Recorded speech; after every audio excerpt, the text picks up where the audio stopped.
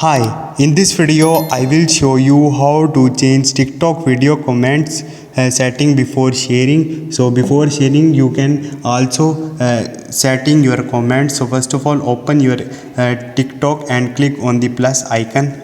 I shoot a new video. Now tick on it.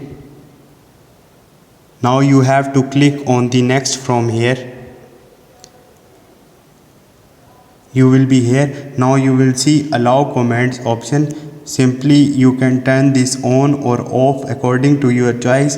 If you turn it off, no one will be able to comment on your video, but if you turn it on, anyone can comment on this video. So this is the way you can set your comments settings on the TikTok. Hope this video will helpful for you. See you next time. Thank you.